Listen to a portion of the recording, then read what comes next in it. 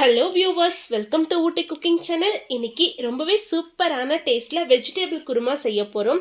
இந்த வெஜிடபிள் குருமா சப்பாத்தி, ரொட்டி, பரோட்டா இது எல்லாத்துக்குமே சூப்பரான காம்பினேஷன். வாங்க எப்படி செய்யறதுன்னு பார்க்கலாம். ப்ரெஷர் குக்கரில் 2 டேபிள் ஸ்பூன் அளவுக்கு எண்ணெய் சேர்த்துருக்கேன். எண்ணெய் நல்லா சூடானதும் இதில் 2 பிரியாணி இலை, ஒரு அன்னாச்சி பூ, ஒரு மராட்டிய மொக்கு சேர்த்துருக்கேன். இது கூடவே 2 ஏலக்காய், 5 கிராம்பு, 3 துண்டு பட்டை சேர்த்துருக்கேன். கூடவே கொஞ்சமாக கல்பாசி சேர்த்துருக்கேன். இது எல்லாமே எண்ணெயில் நல்லா வதங்கி வரட்டும். இது கூடவே 1 டீஸ்பூன் அளவுக்கு சோம்பு சேர்த்துருக்கேன். சோம்பு எண்ணெயில் நல்லா பொரிஞ்சு வந்ததும் இதில் 1 கொத்து அளவுக்கு கருவேப்பிலை இலை சேர்த்துக்கலாம். கருவேப்பிலை எண்ணெயில் நல்லா பொரிஞ்சு வந்ததும் இதில் 2 பெரிய வெங்காயத்தை நீளமான ஷேப்பில் கட் பண்ணி சேர்த்துருக்கேன். வெங்காயம் கொஞ்சம் அதிகமாக இருந்தால் ரொம்ப நல்லா டேஸ்ட்டாக இருக்கும். அதனால் வெங்காயம் கொஞ்சம் அதிகமாக சேர்த்துக்கோங்க. கூடவே 2 பச்சை மிளகாய் சேர்த்துருக்கேன்.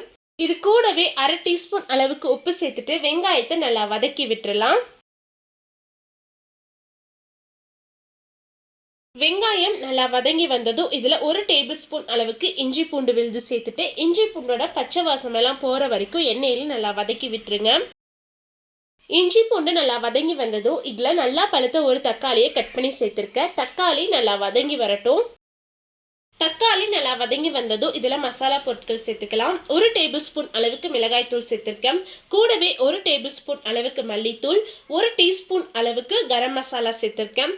கூடவே 1/4 டீஸ்பூன் அளவுக்கு மஞ்சத்தூள் சேர்த்துக்கலாம். இந்த மசாலா எல்லாத்தையுமே எண்ணெயில் நல்லா வதக்கி விட்டுருங்க. அடுப்பை லோ ஃப்ளேமில் வச்சு வதக்கி விடுங்க. அப்போ தான் மசாலா கரிஞ்சு போகாமல் இருக்கும். மசாலா நல்லா வதங்கி வந்ததும் இதில் காய்ங்க சேர்த்துக்கலாம். 1 கப் கேரட் சேர்த்துருக்கேன். கூடவே 1 கப் அளவுக்கு பீன்ஸ் சேர்த்துருக்கேன். இது கூடவே 1 கப் அளவுக்கு காலிஃப்ளவரும் 1/2 கப் அளவுக்கு பச்சை பட்டாணியும் சேர்த்துருக்கேன். கூடவே 2 உருளைக்கிழங்க சின்ன சின்ன பீஸாக கட் பண்ணி சேர்த்துருக்கேன். நான் பச்சை பட்டாணியை ஒரு நைட் ஃபுல்லாக ஊற வச்சுட்டு அப்புறமா சேர்த்துருக்கேன். நீங்கள் ஃப்ரெஷ்ஷான பச்சை பட்டாணியாக இருந்தால் அப்படியே சேர்த்துக்கலாம். இது கூடவே தேவையான அளவு உப்பு சேர்த்துக்கலாம். உப்பு சேர்த்துட்டு காய்ங்க எல்லாத்தையுமே நல்லா கலந்து விட்டுருங்க. காய்ங்க எல்லாமே மசாலாவோட ஒரு 2-3 நிமிஷம் நல்லா வதங்கி வரணும். இப்போ இதில் காய்ங்க வேகிறதுக்கு தேவையான அளவு தண்ணி சேர்த்துக்கலாம். 1 கப் அளவுக்கு தண்ணி சேர்த்துருக்கேன். தண்ணி சேர்த்துட்டு நல்லா கலந்து விட்டுட்டு குக்கரை மூடி வச்சு அடுப்பை மீடியம் ஃப்ளேமில் வச்சு 2 விசில் விட்டு எடுத்துக்கலாம். ப்ரெஷர் எல்லாம் போனதுக்கப்புறமா குக்கர் ஓப்பன் பண்ணலாம். குக்கர் விசில் ப்ரெஷர் போகிறதுக்குள்ளே குருமாக்கு தேவையான மசாலா பேஸ்ட் ரெடி பண்ணிடலாம்.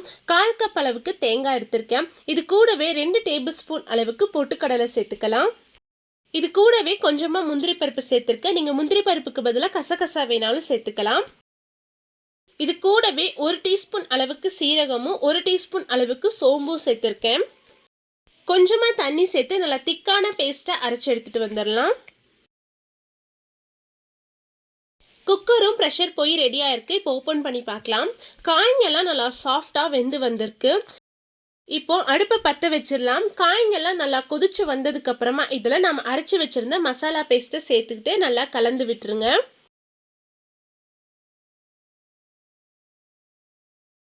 கூடவே குருமாக்கு தேவையான அளவு தண்ணி சேர்த்து நல்லா கலந்து விட்டுறலாம். உங்களுக்கு எந்த அளவுக்கு தண்ணி தேவைப்படுமோ அந்த அளவுக்கு சேர்த்துட்டு நல்லா கலந்து விட்டுருங்க.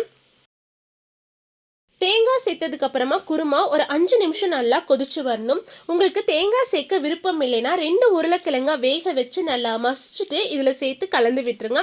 அப்போ குருமா நல்லா திக்காக இருக்கும். நாம் தேங்காய் சேர்த்ததுக்கு அப்புறமா குருமா நல்லா கொதிச்சு ரெடி ஆயிடுச்சு. தேங்காவோட பச்சை வாசனையெல்லாம் போனதுக்கு அப்புறமா அடுப்பை ஆஃப் பண்ணிட்டு இதில் ஒரு கைப்பிடி நிறையா பொடியாக நறுக்குன மல்லி இலை சேர்த்துட்டு கலந்து விட்டுருங்க. அவ்வளவுதான், ரொம்பவே சூப்பரான டேஸ்ட்டில் நம்மளுடைய வெஜிடபிள் குருமா ரெடி ஆயிடுச்சு. சப்பாத்தி, பரோட்டா இது எல்லாத்துக்குமே சூப்பரான காம்பினேஷனாக இருக்கும். இந்த வெஜிடபிள் குருமாவில் நம்ம நிறைய காய்ங்க சேர்த்துருக்கனால இது சாப்பிட்றதுக்கு ரொம்பவே ஹெல்த்தியாகவும் இருக்கும். கண்டிப்பாக நீங்களும் உங்கள் வீட்டில் செஞ்சு பார்த்துட்டு எப்படி இருந்துச்சுன்னு மறக்காமல் கமெண்ட்ஸில் சொல்லுங்கள். உங்களுக்கு இந்த வீடியோ பிடிச்சிருந்தா லைக் பண்ணுங்கள், ஷேர் பண்ணுங்கள். மறக்காமல் ஊட்டி குக்கிங் சேனலுக்கு சப்ஸ்கிரைப் பண்ணுங்கள். மீண்டும் அடுத்த ஒரு ரெசிபியில் சந்திப்போம். Bye. See you soon.